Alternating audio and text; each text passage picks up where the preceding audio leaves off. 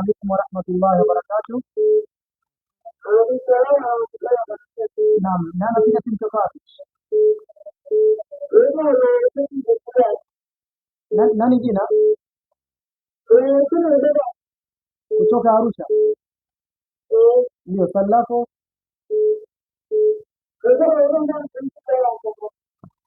Kuhusu swala? Swala tarawih.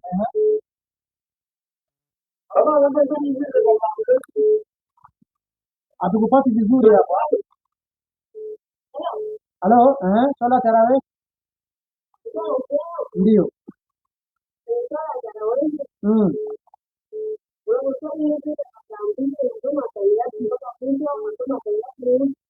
Haya, mashallah.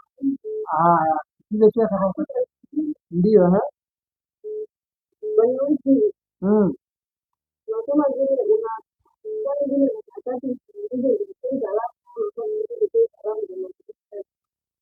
yaani kwenye wiki unaswali mbili kwa sala kisha unamalizia moja, sio?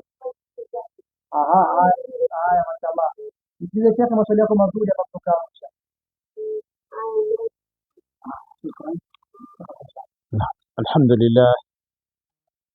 الحمد لله رب العالمين والعاقبة للمتقين ولا عدوانا إلا على الظالمين المعتدين.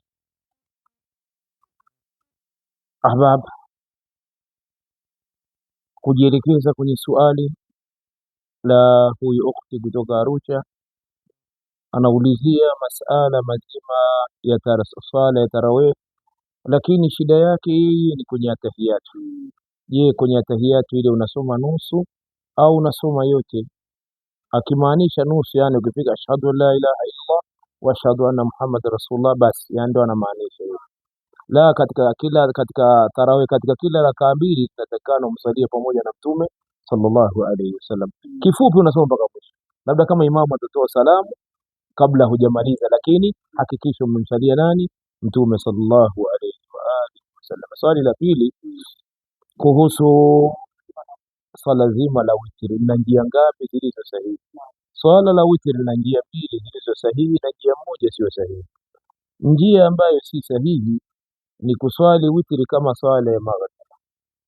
Nikisema na maana ya kwamba unakuja kukaa kwenye rakaa ya pili alafu unanyanyuka kumalizia rakaa ya tatu kabla ya salamu kama magharibi. Hii njia imekatazwa, Rasulullah sallallahu alaihi wasallam amekataza. Njia zilizobakia pili zote ni sahihi. Unaweza ukaswali rakaa mbili ukaketi ukasoma tahiyatu ukatoa salamu kisha ukasimama ukamalizia rakaa moja, ikawa ngapi? Tatu.